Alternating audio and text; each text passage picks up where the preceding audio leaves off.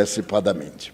Allan Kardec, o ínclito codificador da doutrina espírita, este homem incomparável, cujo nome está escrito nas estrelas, entre as muitas indagações que dirigiu aos espíritos nobres, teve a preocupação de analisar filosófica e psicologicamente a nossa atitude perante a imortalidade e a imortalidade perante as criaturas humanas.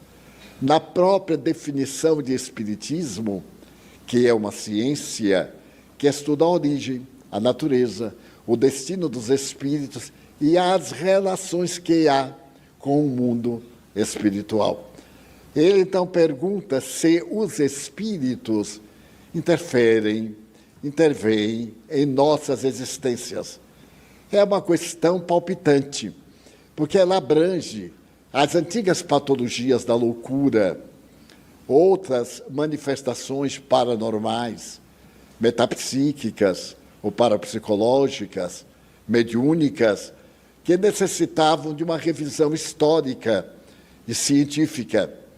E, ao fazer esta pergunta aos espíritos, para aclarar de uma vez por todas a superstição, os engodos, os enganos, as ilusões em torno da mediunidade, ouviu esta resposta que a mim, quando li a primeira vez, muito me impactou. Responderam as entidades venerandas se eles interferiam muito mais do que imaginais, a ponto de que são eles que vos conduzem. Então, eu fiquei alarmado e comecei a reflexionar que alguma coisa estava errado. Talvez fosse eu que não entendi bem a pergunta, porque se eles interferem além do que podemos imaginar, a nossa vida material, moral, espiritual, perderia o sentido, porque seríamos débeis marionetes nas mãos daqueles desencarnados. E comecei a escogitar o que é que, em verdade, os espíritos responderam. Eles desejaram dizer que não há barreiras entre uma vibração de encarnados e a vibração da esfera dos desencarnados. Relacionamo-nos consciente e inconscientemente. Aquela inconsciente é por uma razão de uma lei de física. Todo efeito provém de uma causa. Toda causa inteligente provém de um efeito inteligente. Isto é, se a minha conduta durante a existência é caracterizada pelo bom tom, por princípios ético-morais, por uma fé religiosa ou não, pela dedicação ao bem, eu atraio espíritos equivalentes. Ou melhor dizendo, esses espíritos nobres inspiram-me a vida saudável que eu tenho. Então, comunicam-se. Mais do que podemos imaginar. Toda vez que vamos realizar algo, emitir um conceito, tratar de uma ideia, vem-nos uma inspiração que não é habitual. Essa inspiração é de natureza transcendente. O espírito bom aproveita-se do nosso bom momento para nos inspirar a seguir uma boa carreira existencial. O mesmo ocorre quando estamos em faixas morais negativas, aquelas que caracterizam o prazer sensualista, esse prazer epicurista, não apenas o belo, mas a escravidão ao belo, ao gozo, ao desejo, levando-nos muitas vezes à escravidão de hábitos censuráveis moral e espiritualmente. Então, nós somos atraídos por espíritos inferiores, ou melhor dizendo, somos inspirados ou guiados por esses espíritos que ainda se comprazem nas sensações materiais, mantendo o seu temperamento rebelde, odiando as práticas de nobres, como é muito comum na Terra. Quantos de nós nos colocamos sempre contra tudo que é bom? Quantas vezes surge uma ideia maravilhosa, abençoada, e antes de pormos em prática, cercam-nos os pessimistas. Não vai dar certo. Mas por que não vai dar certo? As probabilidades são 50% sim, 50% não. Porque essa precipitação negativa de achar que tudo está errado, que não vai dar certo porque ninguém presta, expressão usual, popular. Mas será que ninguém presta? De acordo com o nível da evolução, todos prestamos para alguma coisa, a ponto de, conforme disse Jesus, do mal tirarmos o bem. De uma coisa perniciosa, nós retirarmos as grandes vantagens, a experiência, a lição de segurança para não voltarmos a cair no erro. Porque, do ponto de vista da pedagogia metodológica da educação, toda experiência é feita através do mecanismo erro-acerto.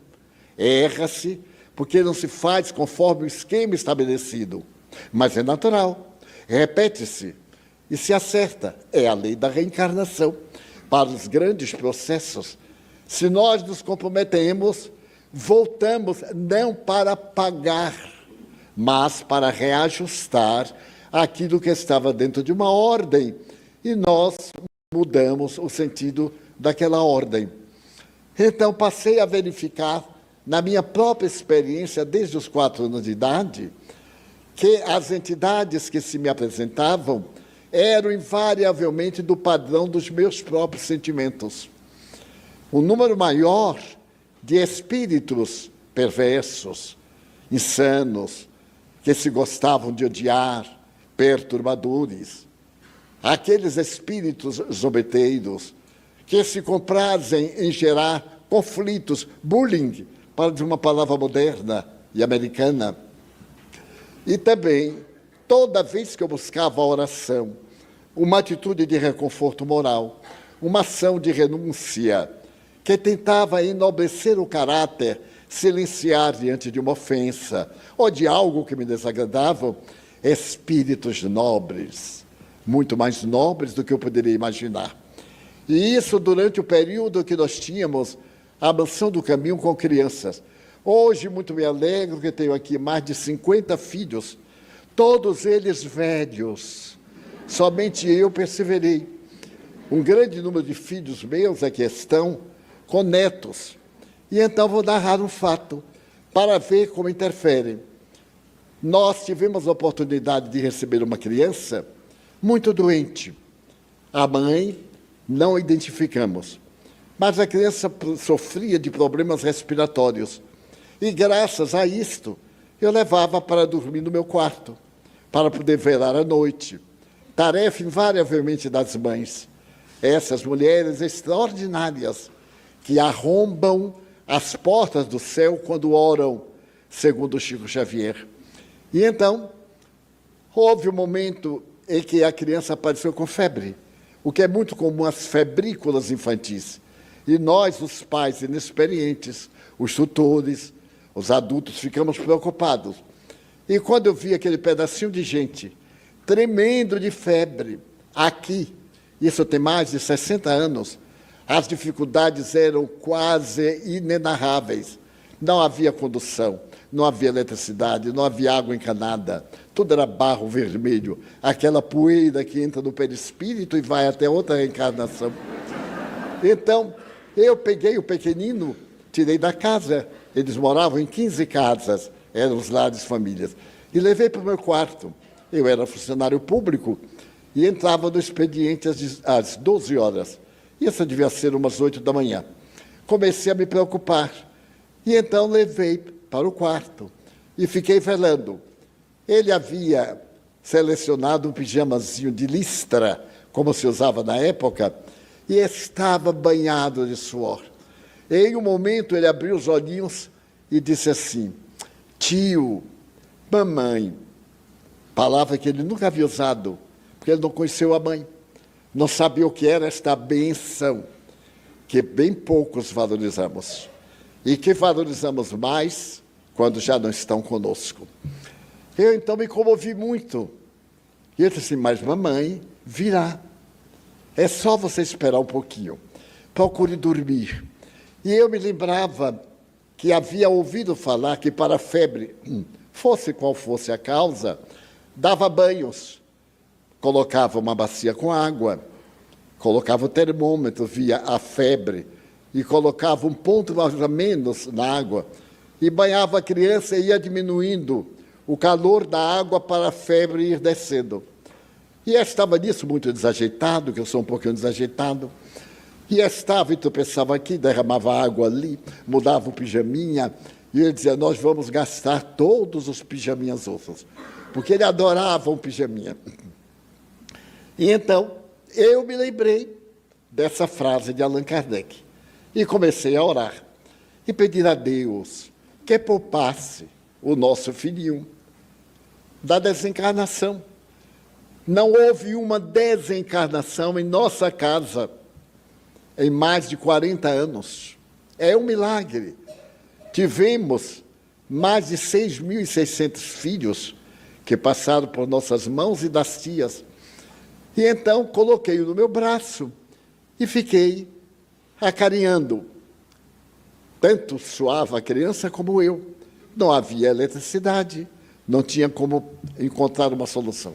Nesse momento, eu vi entrar uma entidade espanhola vestida como uma verdadeira fada, daquelas fadas de Walt Disney, da nossa imaginação.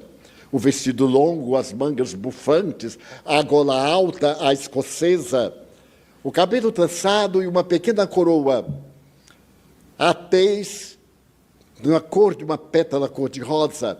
Ela entrou, eu estava no quarto, com a janela fechada, diminuindo a claridade. E eu me deslumbrei tanto que me ajoelhei, o velho hábito que eu trazia da Igreja Católica, e não achava que fosse digno de uma presença de uma entidade desse jaiz.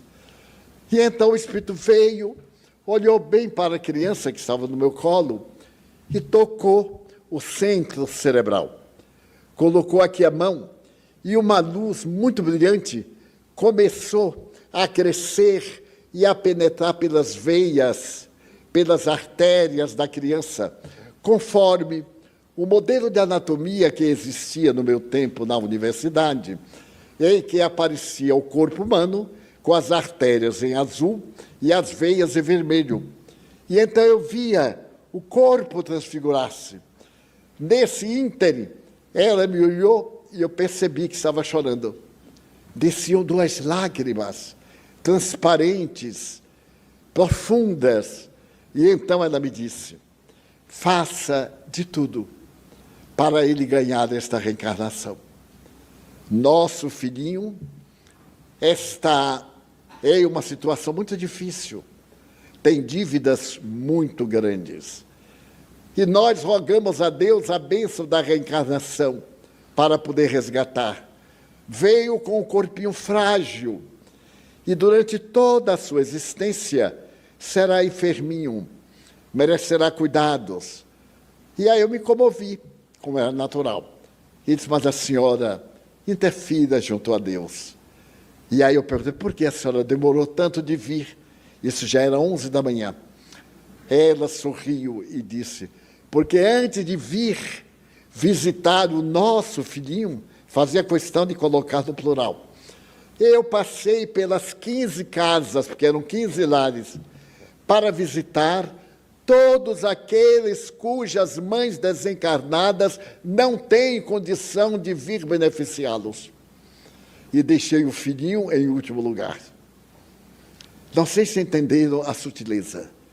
Primeiro, aqueles de quem ninguém se lembrava, ou que não tinham mérito, ou que as condições não eram permitidas. Ela foi visitar a todos. E depois, as fibras da ternura do seu coração. Daí eu visitei.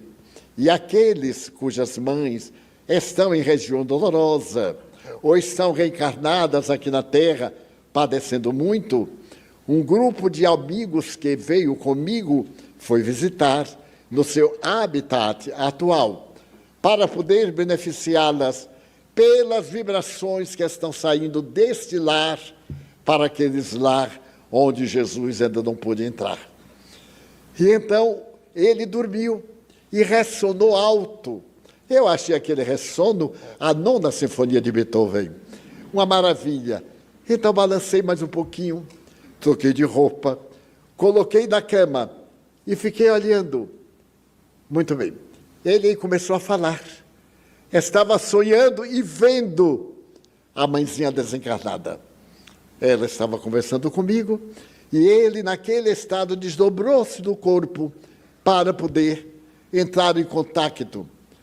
E até hoje está reencarnado. Já está com 68 anos de idade. É pai, já experimentou as crises da vida, a partida da esposa, a desencarnação de 2 filhos, as dificuldades normais. Porém, a luz da doutrina espírita ilumina-lhe a alma desde aquele momento da nossa ternura. Então, interferem os espíritos em nossas vidas? Sim, com certeza absoluta. Às vezes não nos apercebemos, nem dos bons, nem dos maus. Temos sensações ou emoções boas, quando são os primeiros, nem tanto boas quando são os segundos. E depois vêm as consequências, através da debilidade de forças, quando fomos vítimas de vampirização, de perturbação e etc. Porque os caminhos de Deus são infinitos. E toda e qualquer tentativa de equacionar as grandes incógnitas universais é um pouco de precipitação da nossa vã inteligência nesse estágio. Muitas vezes os espíritos nobres dizem, não podeis compreender ainda. Ora, no tempo de Kardec, como poderíamos compreender física quântica? Não havia. Os estudos começaram aproximadamente em 1872 com William Crookes, com outros nomes. Os processos de radiação culminaram com Madame Curie ao detectar a radiação de uma porcelana na Universidade da Sorbonne. Culminaram com o príncipe de Burghley, quando apresentou a teoria da complementaridade. E ainda recentemente, no ano passado, se identificou uma partícula que era pesquisada há mais de 60 anos, porque é uma partícula tão infinitamente pequena, entre aspas, que somente era detectada do ponto de vista matemático. E, no entanto, existe. Foi detectada no grande aparelho entre a Suíça e a França para o choque de prótons, trazendo-nos a ideia da variação da onda, da vibração, da luz, matéria e energia, para podermos agora estar entendendo muitas coisas que há 30 anos não teríamos a possibilidade de pensar.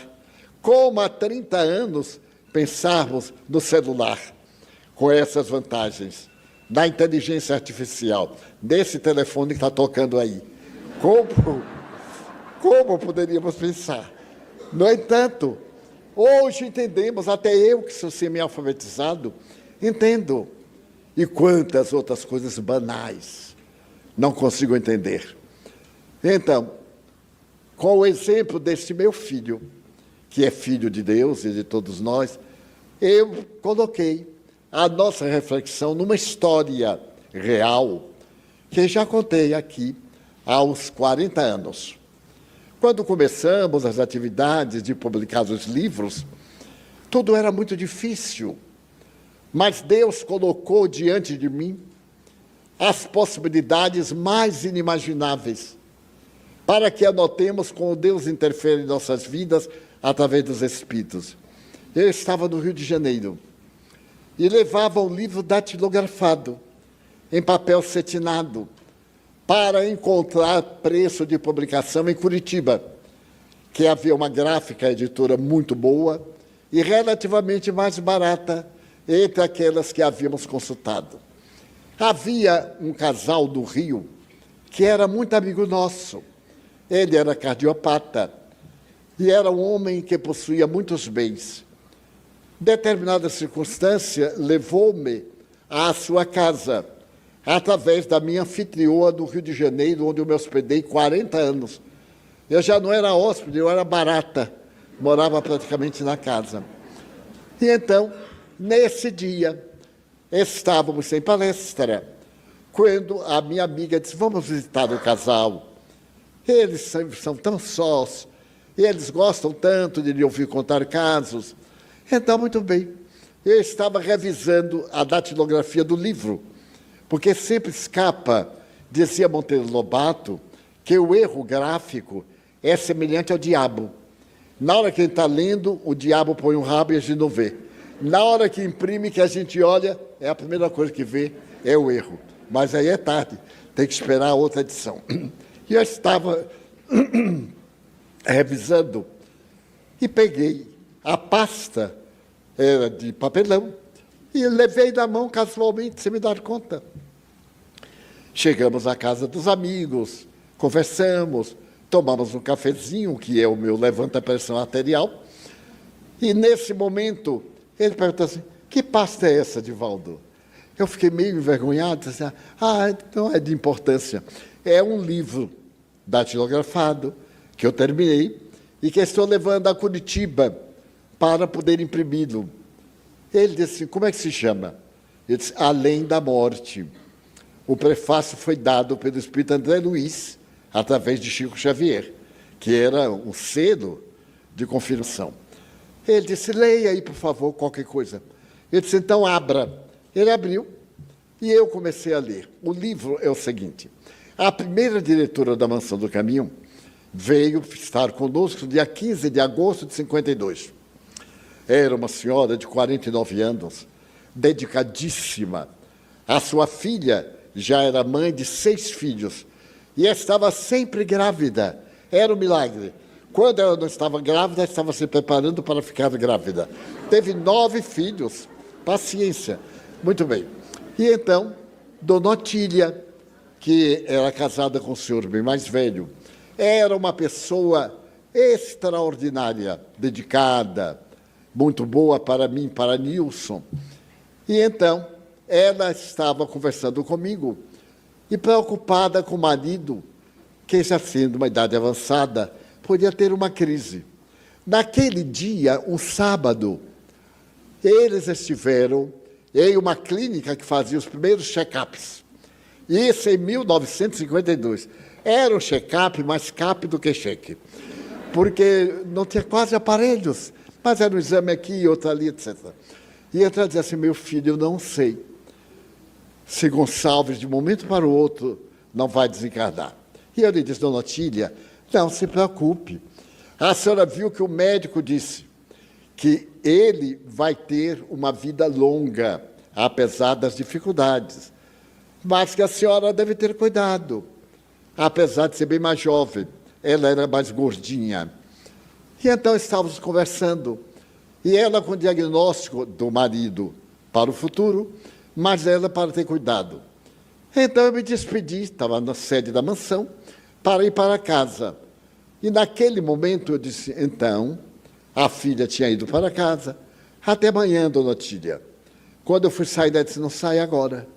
Eu estou sentindo uma coisa, algo como uma indigestão, e uma dor aqui no braço esquerdo.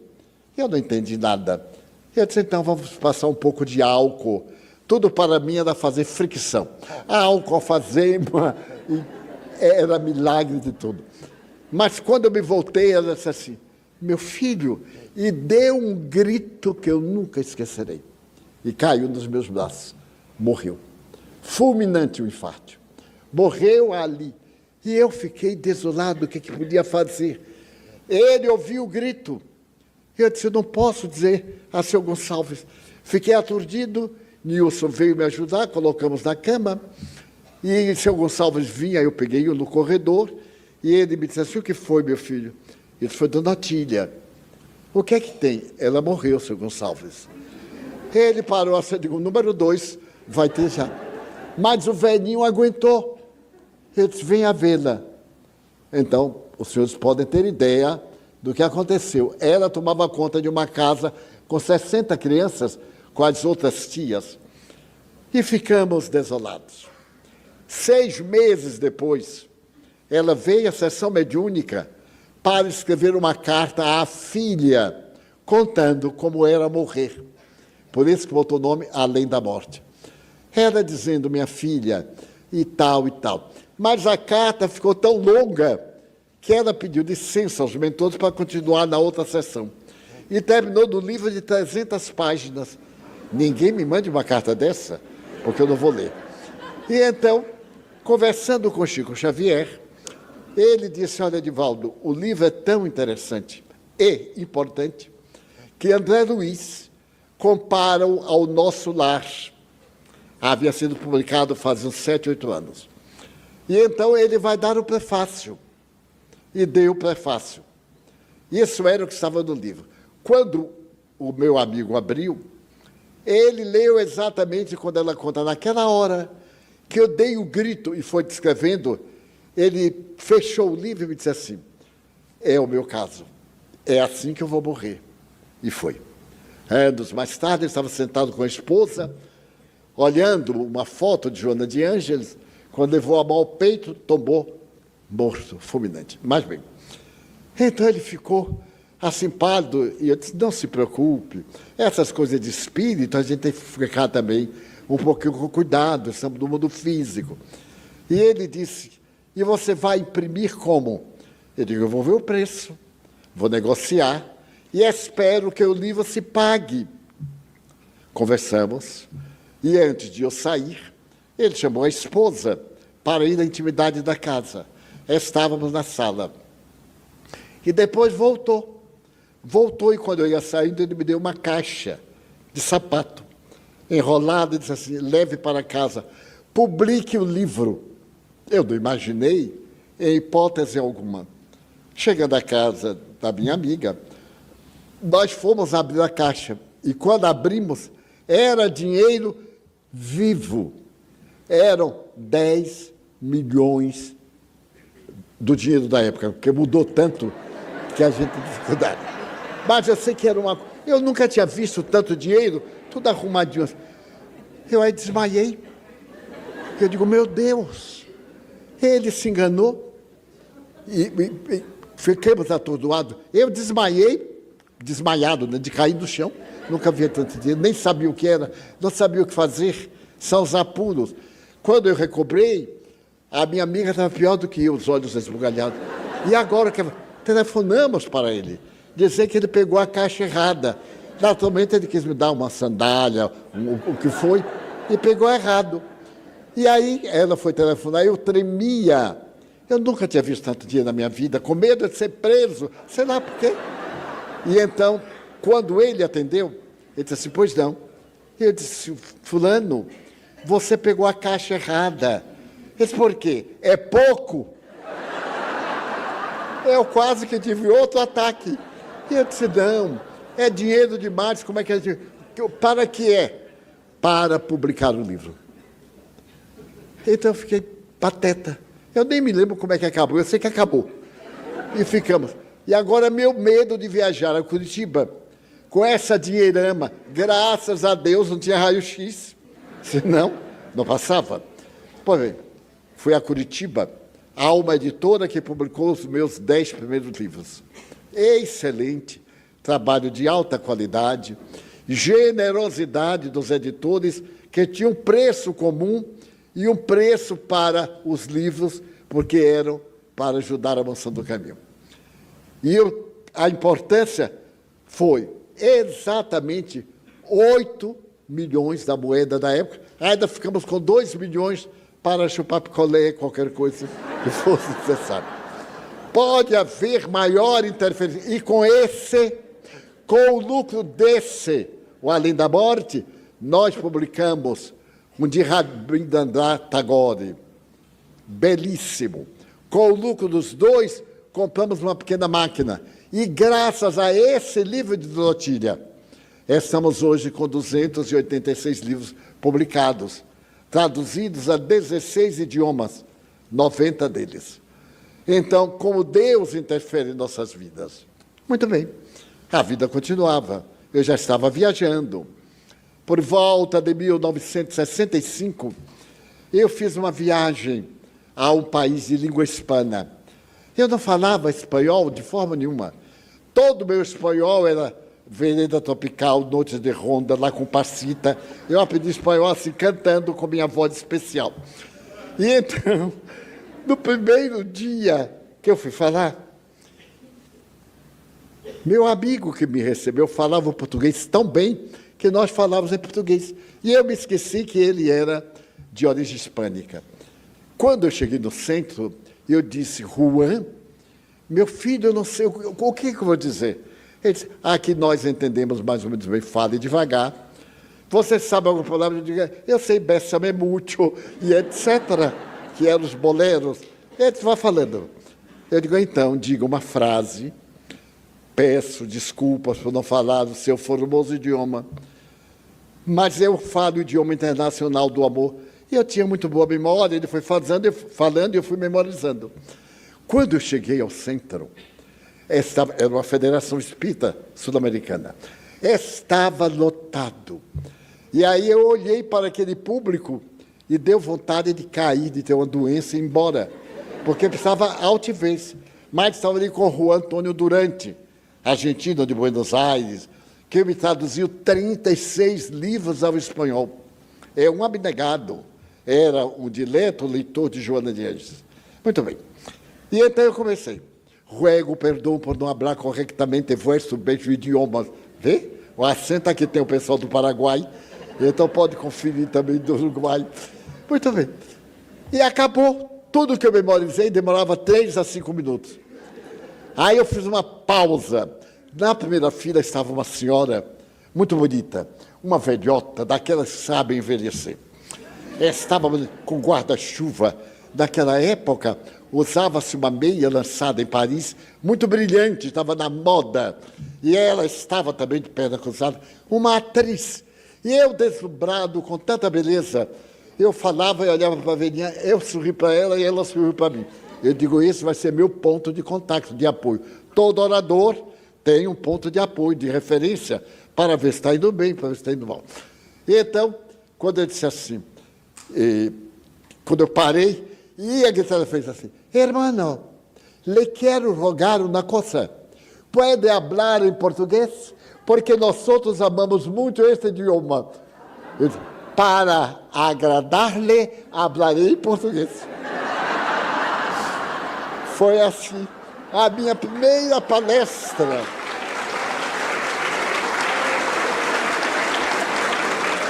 Em espanhol. Aí eu já estava o hispano. No dia seguinte, eu falava no centro. E alguém pediu para falar sobre Maria de Madalena, que é um dos meus carros-chefe. Todo expositor tem aqueles temas que gosta. Maria de Madalena, Ugolin, Fropete, provas científicas. Esses são os meus carros-chefe do passado. Então eu já estava tão entusiasmado, que passei o dia conversando em espanhol com o Juan. Fale, mesmo que eu não entenda, emende. Ele ficava com um papelzinho anotando os erros. E então eu disse assim, e então ela chegou à la playa e viu na casa, a porta estava cerrada, até aí eu ia muito bem. E ele já vino caminhando, e chegando na porta, golpeou na porta, que deu um burro na porta. E a porta, ao invés de eu dizer que a porta se abriu, eu disse, e a porta caiu. E a porta caiu.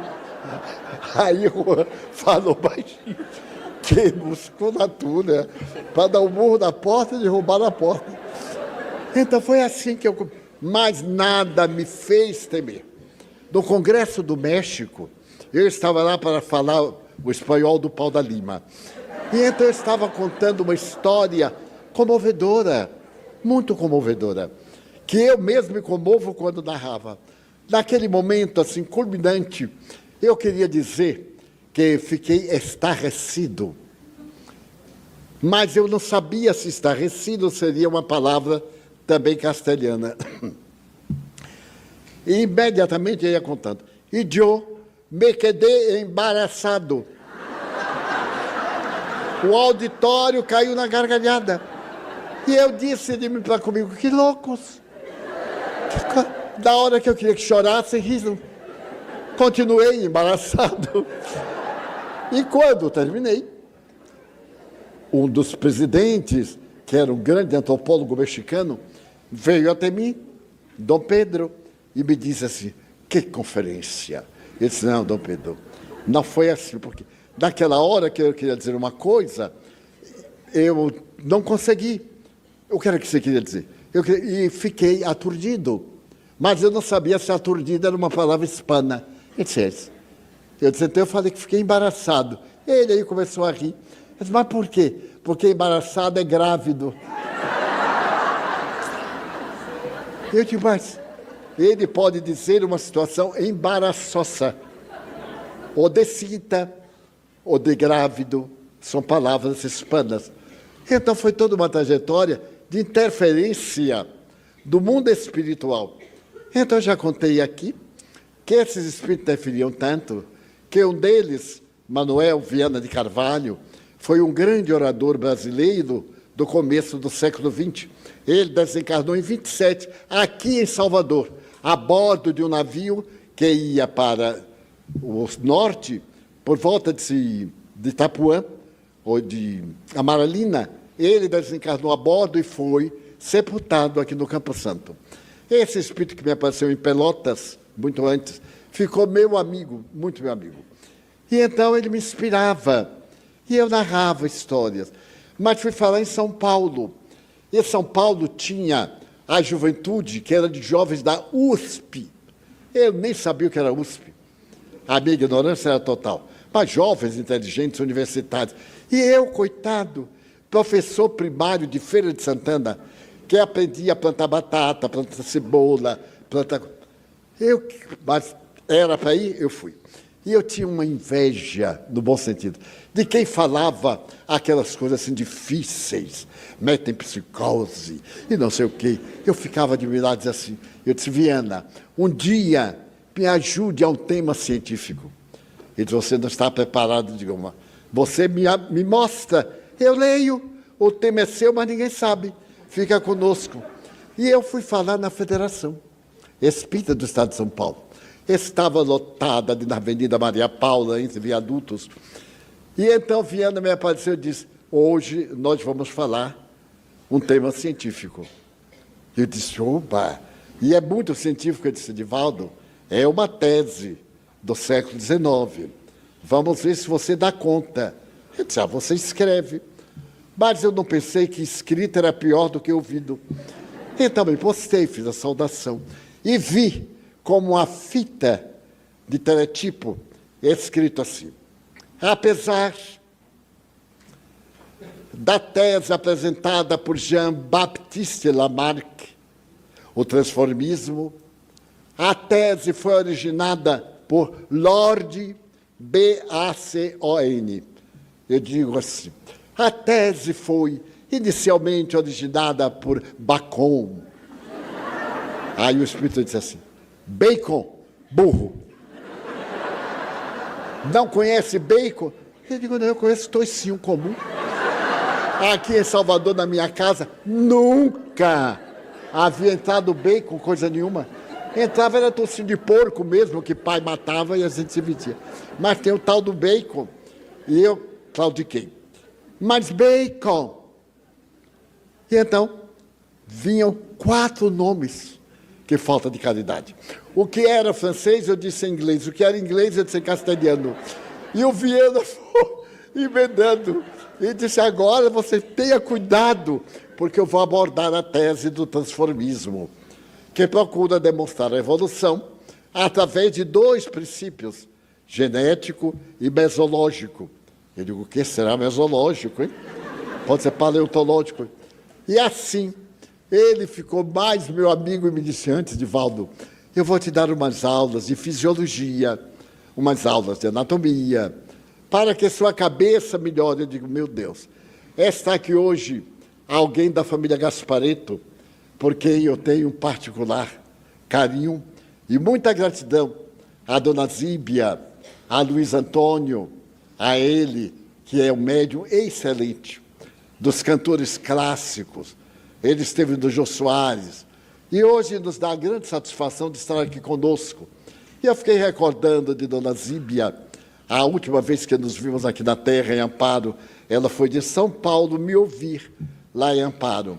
E então, eu me lembro que um dia, conhecendo o Gasparetto, ele veio a Salvador a nosso convite, realizou uma tarefa de pintura mediúnica extraordinária. Foi o médium de psicopictografia mais completo que eu jamais tive contato. Pois bem, e então, eu conversando o dia com o Venda de Carvalho, depois de conhecer Luiz, eu digo assim, meu Deus, eu vou deixar esse negócio de pregação, porque eu nasci em Feira, só tinha lá português, não havia um espanhol que eu conhecesse, só ouvia falar português. Português eu ainda consigo me expressar, mas em outro idioma não. Agora, Luiz, filho de italianos, seus genitores italianos, aprendeu italiano dentro de casa. Esteve na França, aprendeu em loco francês. Esteve na Inglaterra, depois nos Estados Unidos, aprendeu muito bem o inglês. O espanhol, ele falou com esforço pessoal. Então, ele falava 5 idiomas, e eu me atropelava em um idioma. Então, eu disse assim, Luiz, veja que tem algo errado. Você acha que eu devo continuar com a minha trajetória, com os meus erros? Ele era muito jovial, alegre, otimista. E então ele me disse assim, Padre Valdo, eu não notei que você não fala outro idioma. E eu disse, é porque eu ainda não falei, como você só fala em português. Ele disse, olha, para falar um idioma, seja ele qual for, erre com dignidade. Porque você errando, você se desinibe. E só se pode falar o idioma falando. Eu digo, e você em inglês, quando ele começou a viajar muito para a Califórnia, principalmente para São Francisco, e a realizar sessões mediúnicas pelo mundo de pintura mediúnica, extraordinários, com as 2 mãos, com os pés simultaneamente. Eu tenho várias que ele teve a gentileza de me oferecer. E então, Deus interferindo, ajudando-nos. Mas para culminar, eu lhes vou contar uma página também, biográfica, talvez um pouquinho larga, mas para que ninguém saia daqui mais com qualquer dúvida quanto à interferência dos espíritos em nossas vidas. A interferência boa ou má vai depender de cada um. Deus não tem nada com isso. Nós é que elegemos. Depois que foi publicado o Mestre de Amor, Juan Durante se prontificou a traduzi-lo ao espanhol. Mas se as dificuldades aqui eram muitas, em um país hispânico, onde o movimento espírita era muito menor, 100 vezes menor, as dificuldades eram maiores. E Juan me dizia, Divaldo, nós hemos de receber a proteção divina e publicar o Mestre de Amor. É um livro tão delicado, salvou a minha vida. Eu o traduzi em momentos difíceis da minha vida em Buenos Aires. Passados 2 anos, ele me disse, eu conheci uma família extraordinária e estou trabalhando e eles estão simpáticos ao espiritismo. Ela é uma médica judia, obstetra e ex-abortista. E ele é um senhor de muitos recursos.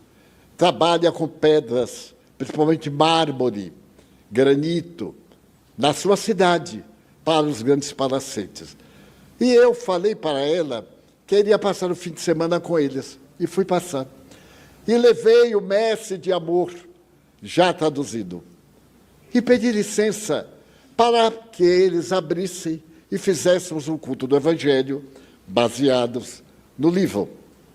Fizemos, e quando eu li, ela se comoveu profundamente, principalmente no que dizia respeito ao milagre da vida.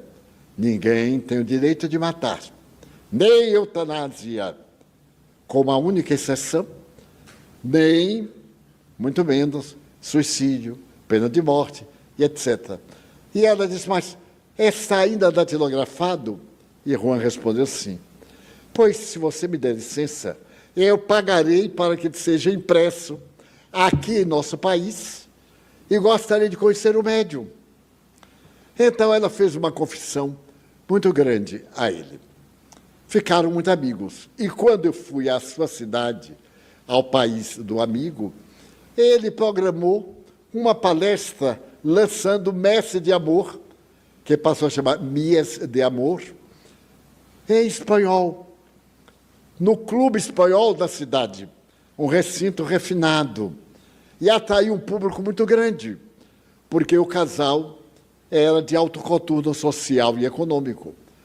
O casal fez muita propaganda e atraiu muita gente. Mas, nesse ínterim, ela contraiu um câncer de colo de útero. E, naquele tempo, o máximo que havia como terapêutica era a radioterapia. E ela estava com muitas queimaduras, porque era uma experiência relativamente nova. E marcamos para o dia X.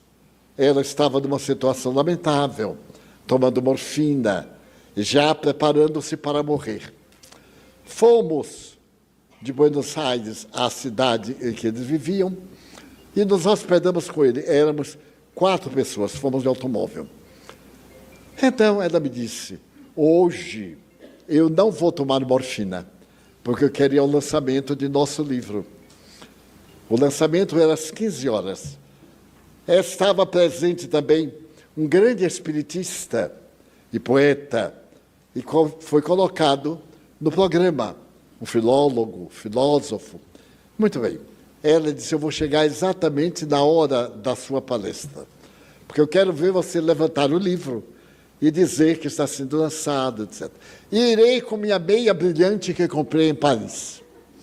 Era muito vaidosa, ou muito autossuficiente. Gostava da beleza e podia fazê-lo. Então ficou a cadeira na frente, as 2 cadeiras para o casal. Começou a solenidade. E em determinado momento ela apareceu e veio andando. Sentou-se, cruzou a perna e me apontou a meia. Eu dei uma olhada, sorrimos. Foi feita a apresentação. Terminado.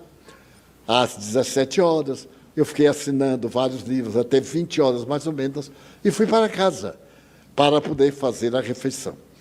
Ela ainda não havia tomado o remédio. E estava com muitas dores. E disse, quando você terminar, eu gosto de falar 5 minutos. Eu sei quando a pessoa pede 5 minutos, quer dizer 1 hora. Quando pede meia hora, vem passar a tarde com a gente. E quando pede para passar a tarde, vem morar na casa da gente. A experiência. Muito bem. Então eu fiz o lanche. Ela estava deitada, uma alcova muito bonita, de um palacete. Ali estava o médico e uma amiga muitíssimo querida que foi residir para poder ajudá-la na mesma casa. E o marido, que era um homem de grande envergadura física, de beleza, de poder. E muito simples, muito gentil. Então, naquele momento que eu terminei, eu digo, eu já posso falar com Eufrásia. Ele disse, então venha. Eu entrei no quarto e ela disse, saiam todos. Só fica Divaldo. Eu disse, ai meu Deus. Aí eu comecei, Ave Maria, nem me lembrei do Pai Nosso. Ave Maria. Sentei-me. Ela, com muitas dores, disse assim, Divaldo, vou demorar um pouquinho. E me narrou a sua vida. Era uma médica judia, os pais visitaram aquele país, depois da Primeira Guerra Mundial, conseguiram amealhar uma fortuna, ela estudou para medicina, mas não conseguia uma clientela. Tornou-se uma médica para as dificuldades orgânicas das mulheres, um consultório muito bonito. Certo dia, chegou uma amiga e disse, fulana, eu poderei projetá-la como médica em nossa sociedade. Mas há um preço. Você veja, meu marido está viajando na Europa, ele é embaixador. E eu estou grávida de 2 meses e ele está na Europa há 4. Então, como você vê, é uma situação muito embaraçosa. E eu queria fazer um aborto. Ela disse, mas eu jurei não matar. Eu sou materialista, judia. Ela disse, mas a gente jura e depois desmancha a jura. Eu lhe peço socorro. Foi um momento de debilidade moral de minha parte. Eu traí meu marido com o seu amigo, que me visitou muito. E na ausência dele, ele me serviu de companhia. Mas o que é que eu vou dizer ao meu marido? O que é que eu vou dizer à sociedade? Essa tal de sociedade que faz tudo do escuro. Muito bem, com exceções evidentes. Mas então, não é nada, não tem o tamanho de um grão de ervilha. É uma coisa. E tanto falou, para sintetizar, que eu resolvi fazer o aborto. Fiz o aborto. Daí por diante, foram chegando mulheres de quem eu tinha uma inveja enorme pela beleza, pela posição, pelo destaque social. E fui fazendo aborto e fiquei famosa. Abortos caríssimos. Até que a minha consciência pesou e eu abri no bairro pobre uma pequena clínica para quem não podia pagar. E atendia, às quintas-feiras, as mulheres do bairro, socorrendo-as, etc. Mas então, vem a oportunidade de conhecer o Juan Antônio. E ele me trouxe uma pessoa para dar-me passes, porque eu não suportava as dores.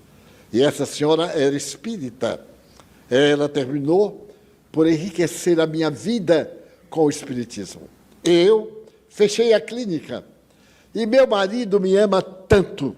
Certamente ele sabia, mas nunca ele tocou no assunto. Eu tenho a fortuna dos meus pais, mas também eu ganhava muito dinheiro com aborto.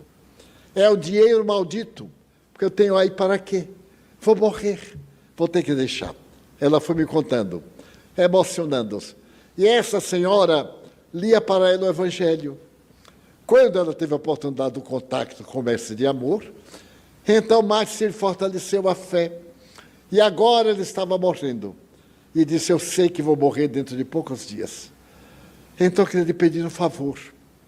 Essa amiga que você acaba de ver, que é minha amiga fiel, zeladora, está apaixonada por meu marido. Eu noto. E ele reage. E eu tenho medo que depois de eu morrer, se ela der algum passo, ele pode agir de maneira brutal e cometer um crime. Então, depois que eu morra, converse com John, explique que é natural, ele é um homem atraente, ela é uma moça bonita, não tem sido feliz na afetividade. Então, se ele pudesse ser um amigo, pelo menos, porque ela, Divaldo, me ama tanto. Você não imagina quanto ela me ama. E só falta me pedir para interferir. Então, você é capaz, eu digo, se tiver oportunidade. Se a pessoa não abre a porta para eu entrar, eu não posso abordar uma questão tão íntima. Bem, 5 da manhã, quando terminamos, ela já estava muito combalida, aí tomou morfina. E eu ia saindo do quarto, quando John veio com café.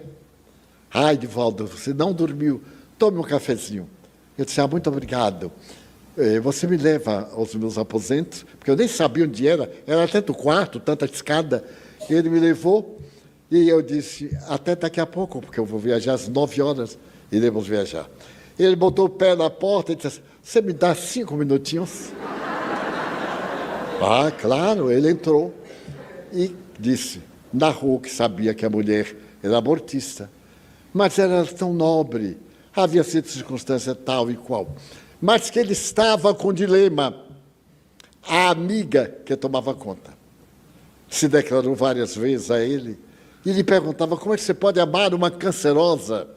Ela está podre em vida, eu sou jovem. Como é a natureza humana, hein? Dentro da mesma casa.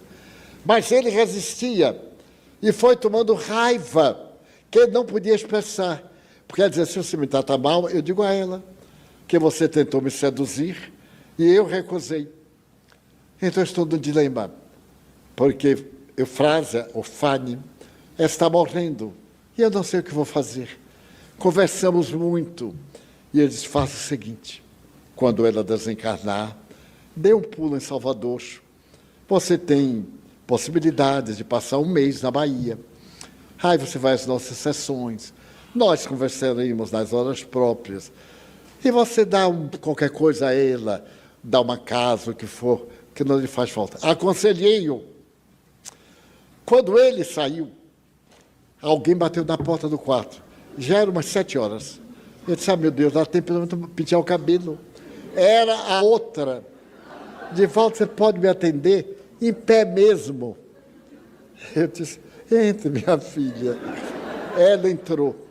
E eu pude ver a dor estampada no rosto. Eu nunca tinha visto. Antes era fácil julgar que era uma traidora, que estava enganando a amiga.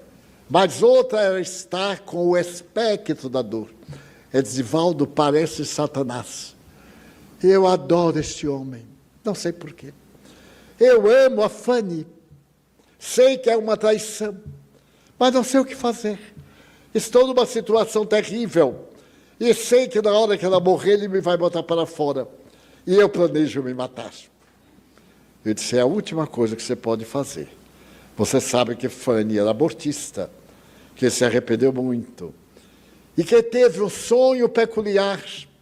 Ela teve um sonho que estava à borda de um rio e ela escorregou e caiu nas águas do rio, que eram em sangue. E do sangue emergiam destroços de laminárias, pedaços de corpos, vozes que gritavam, assassina, nós te esperamos. E então ela ficou apavorada com esse sonho. E então uma voz, e um ser ergueu-a do rio de sangue e disse, se você continuar, a sua morte vai ser muito demorada. Mas se você se voltar para o bem, será abreviada, Fanny. Lembre-se de Deus. Foi quando ela tem um contato com o Espiritismo e muda de vida totalmente. Então eu disse, amiga, então não pense na morte. É uma expiação para você. Esse triângulo é para você evoluir. Ele vai pôr você para fora. Ele falou, eu digo, não falou, mas ele me disse que odeia você. Então não é possível. Ame, mas não desça a esse ponto. Não exija que o outro lhe ame. Se o seu amor é autêntico, essa é a questão do amor. E ela chorou copiosamente e disse, quando Fanny morrer, você deverá estar em Salvador. Então, ore por mim, porque Fanny se redime e eu mergulho no abismo. Você promete? Eu te prometo. Já era a hora que os amigos estavam preparados, voltamos de carro, fui me despedir de Fanny. E vi uma das cenas mais comovedoras da minha vida. Fazia muito frio. E então, quando eu entrei no carro, o carro estava com calefação, eu olhei para despedir-me dele, e estava ele, ela, apoiada por ele, ela levantou para despedir. É a última vez na terra. E a outra atrás, a carícia do casal e a dor da solidão da outra. Eu então vi aqueles dois lados da vida e me deu um aperto no coração, que eu disse, meu Deus, como é difícil acertar com o bem. Viajei. 2 dias depois, fui chamado ao telefone, na casa do meu amigo, Fanny estava morrendo. E ela me pediu que recitasse o Salmo 114. São lamentos de Israel. E eu comecei a recitar até que ela morreu, ouvindo o telefonema. Eu não pude mais ir à sua cidade, porque tinha que voltar ao Brasil. Retornei. Nesse ínterim não havia telefonemas internacionais, ou pelo menos eu não conhecia. Dias depois, eu recebo um telegrama grande de John, dizendo que havia expulsado a senhora da casa e que estava planejando, não saber o que fazer, vender tudo e ir para a Europa, para poder esquecer. Eu pedi que não se precipitasse. Nunca tome uma decisão quando estiver emocionalmente instável, porque vai se arrepender, seja qual for a decisão. Mas então, eu pedi que ele viesse, e ele veio. Veio. Aquele homem, aquela estampa, estava derruída. Ele estava realmente acabado. Eu digo, Johnny, você é tão jovem, tenha compaixão de você mesmo. E o pior, Divaldo, é que o meu desejo é de matar Edith, a tal da mulher. Eu digo, você mata. Muito bem. Como é que Fanny vai lhe ver? E quando você for para lá, como é que você vai enfrentar? Ela não lhe faz mal nenhum. Agradeça a Deus ser amado. Através de uma doença, porque não é amor, é uma paixão doentia. Mas faça uma viagem à Europa, se distraia. E ele fez. E então veio Edith falar comigo. Divaldo, o que é que eu faço da minha vida? Eu digo, você amava também a Fanny ou a odiava? É de sentimentos duplos. Eu a amava e a odiava porque estava com um homem a quem eu amava. Eu digo, então, peça a John para lhe emprestar parte da casa, do palacete, para você tomar conta de crianças. Umas 5 crianças órfãs. Lá no seu país também tem muita miséria. Na cidade tem muitos órfãos. Ela disse, se ele me agredir, eu digo, aceite. Mas eu tenho certeza que ele não vai agredir. Você bote Lar de Eufrásia, em homenagem à mulher que ele mais amou. Assim ela fez, voltou. Quando ele veio da França, de retorno, ela estava com sua licença com as crianças, e ele ficou profundamente sensibilizado. Não havia sido pai, não tinha experiência, e começou a visitar, foi morar numa outra casa, as crianças do Lar de Eufrásia. Foi passando o tempo, ele foi cedendo mais espaço, o lar foi crescendo, ela devotada. Nesse ínterim, eu retorno ao país. Retorno e Eufrásia me apareceu. Fui visitar a cidade, lançar outro livro, agora já em espanhol, conversar, e falei com ele, como é que ia seu relacionamento com ela? Ele disse assim, Divaldo, ela é tão boa com os órfãos, como se fossem filhos da sua carne, e olhe lá, uma mãe excepcional. Então eu estou querendo bem o que ela faz, eu tomo conta, dou tudo. Não quero que ninguém colabore, são meus filhos e de Fanny. Muito bem. E agora o que você vai fazer? Ele disse, eu estou aturdido. Eu digo, vá morar no lar. A casa é muito grande. Seja auxiliar dela. E assim se deu. Passaram os anos. E um dia ele me escreve, dizendo que a censura local era muito grande dele e ela morarem na mesma casa, que ele ia casar-se com ela para silenciar a boca da censura. Porque a censura humana é uma maravilha. A gente adivinha, quanto mais com uma aparência dessa, o viúvo, a apaixonada e as crianças, é um prato muito bom. E então eu digo, case, dê o seu sobrenome que Fanny não vai ficar magoada. Casaram. E eu fui ao casamento. Ele disse, eu vou lhe dar uma passagem só para vir para o casamento. Eu digo, olha, do Espiritismo não tem ato religioso, não tem nada dessas coisas, das doutrinas. Eu irei ao cartório civil, assinarei como testemunha, e na igreja você leva seus amigos, etc. Muito bem. Casaram-se. Mas o que foi mais bonito é que uma criança, em particular, era o amor da vida dele. Tinha 2 aninhos.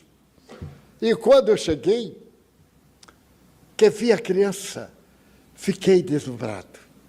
E então Joana de Anjos me disse, a esposa bem-amada voltou aos braços do marido querido. E então Joana contou que os guias espirituais, quando ela desencarnou, quando viu o casamento dele com ela, então Eufrásia teria dito, eu aceitaria ser filha para continuar recebendo os beijos do homem amado, já que eu não posso ser esposa. E a divindade aqui é seu.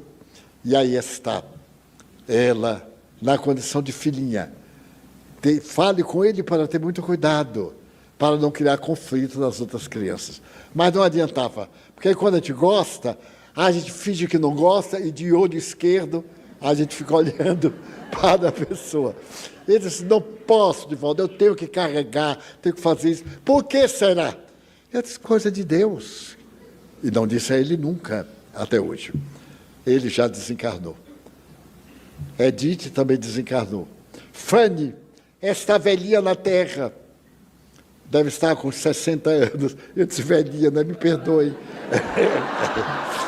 A verdade é que esta semana eu recebi uma carta, ela ainda me escreve, dizendo que está preparando-se para viajar. Está com um câncer no útero, na matriz, com metástase generalizada. Mas que ela sabe que isso é de outra vida. Eu lhe havia contado que ela foi na vida anterior. Porque há um momento lindo que está numa obra de Victor Hugo, um romance que eu psicografei. Então, o cura d'Ars, o padre da cidadezinha de Ars, na França, que era miraculoso, tornou-se o benfeitor espiritual do lar de Eufrásia. E ele interferiu para que Eufrásia viesse resgatar novamente aqueles delitos e ainda guardar um pouco para depois. Então ela me escreveu despedindo-se e perguntando, será que na próxima existência eu virei ainda com câncer? E eu disse, não se preocupe com o que virá. Preocupe-se em vir, agradecendo a Deus a oportunidade de redimir-se. Interferem os espíritos em nossas vidas mais do que imaginais, a ponto de que são eles que vos dirigem. Vamos agora orar e pedir aos bons espíritos que interfiram em nossas existências aqui, hoje